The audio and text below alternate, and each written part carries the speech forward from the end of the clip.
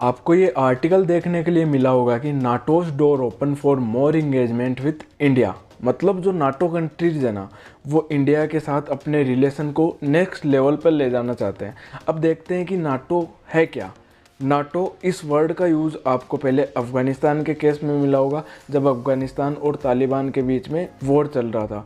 और अभी जो रशिया और यूक्रेन के बीच जो कॉन्फ्लिक्ट चल रही है, इसके अंदर भी आपने इस वर्ड का यूज़ होता हुआ देखा होगा।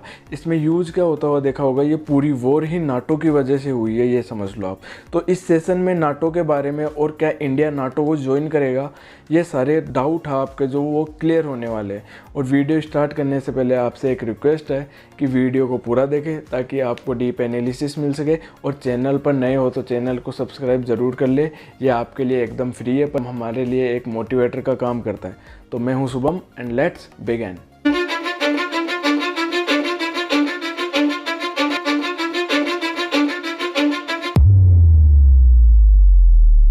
नाटो वर्ड का फुल फॉर्म है नॉर्थ अटलांटिक ट्रीटी ऑर्गेनाइजेशन। अब नॉर्थ अटलांटिक से आपको ये समझ आ रहा होगा कि ये अटलांटिक ओशन के नॉर्दर्न पार्ट में कुछ कंट्रीज़ का ग्रुप है। ये अटलांटिक ओशन का नॉर्दर्न पार्ट, और ये ऑरेंज कलर में जो कंट्रीज़ दिख रही है ना, वो इसके मेंबर है। इसमें टोटल 30 मेंबर है जिसकी ये लिस्ट है। देखो, टर्की, फ्रांस, जर्मनी, कनाडा सब इसके मेंबर है। ये नाटो की वेबसाइट का एक स्क्रीनशॉट है जिसमें इन्होंने लिखा हुआ है कि नॉर्थन अटलांटिक ओशन के यूरोपियन स्टेट है ना, उनको इस ट्रीटी के बेस पर सिक्योरिटी देने का काम करता है। कौन? नाटो। अब आपको ये बात नहीं समझ आ रही होगी कि इन कंट्रीज़ को सिक्योरिटी चाहिए क्यों, किससे डर है इनको। तो इसका आंसर है यूएसएसआर, मतलब सोवियत संघ, जो टूटकर आज रशिया बन गया है। तो जब सेकंड वर्ल्ड वॉर हुआ था तो पूरी दुनिया को बहुत बड़े नंबर में जान व माल का लॉस हुआ था। जान माल मतलब वॉर होने के कारण बहुत सारे सोल्जर्स मारे गए थे, और फाइनेंशियल लॉस भी पूरे वर्ल्ड को बहुत ज़्यादा हुआ था। तो सब कंट्रीज़ को ये टेंशन थी कि वॉर फिर से फ्यूचर में कभी नहीं हो जाए। तो इन कंट्रीज़ ने मिलकर एक ग्रुप बनाया जिसका नाम था नाटो। और कब बनाया था ये? 1949 में, जिसका हेड क्वार्टर बेल्जियम में है। अब रशिया वर्ल्ड वॉर 2 के बाद नॉर्थन यूरोप में अपना विस्तार करना चाहता था। तो नाटो का जो मेन पर्पस था ना, वो रशिया के विस्तार को रोकना ही था। क्योंकि अगर रशिया अपना विस्तार ऐसे ही करता रहा तो वो धीरे धीरे पूरे वर्ल्ड को अपने कंट्रोल में कर लेता। तो फिर अमेरिका का क्या होता, वह कहाँ का सुपर पावर बन पाता।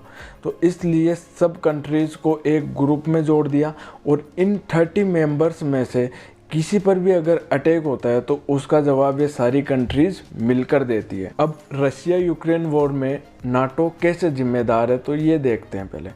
तो ये देखो, ये है रशिया, और इसके एकदम पास में बॉर्डर शेयर करता हुआ ये है यूक्रेन। अब यूक्रेन क्या चाहता था कि वो नाटो का मेंबर बन जाए, पर जब यूक्रेन नाटो का मेंबर बन जाता तो यूक्रेन में नाटो की फोर्सेस आ जाती जो रशिया के एकदम पास में। पर ऐसा कौन होने देता है कि अपने दुश्मन को अपने ही घर के पास बैठा दे। तो रशिया ने यूक्रेन पर अटैक करना स्टार्ट किया, और फोर्सफुली रशिया यूक्रेन को अपने में मिलाने की कोशिश कर रहा था। यूक्रेन यूएसएसआर का ही पार्ट था जो पहले वर्ल्ड वॉर 2 के बाद में टूटकर अलग हुआ था। और रशिया और यूक्रेन के बीच वॉर अब तक भी चल रही है, जिसकी वजह से हर चीज़ महंगी हो गई है, हर चीज़ की शॉर्टेज हो गई है।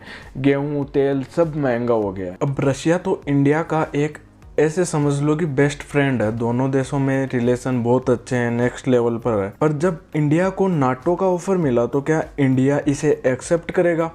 तो इसका आंसर है बिल्कुल नहीं। रशिया के हमारे साथ इतने अच्छे रिलेशन हैं, हम रशिया से सस्ते दाम पर ऑयल इंपोर्ट करते हैं, हमारे 50% डिफेंस इक्विपमेंट रशिया से आते हैं, और रशिया इंडिया का हर कंडीशन में साथ देता है। तो हम अपने रिलेशन क्यों ख़राब करें?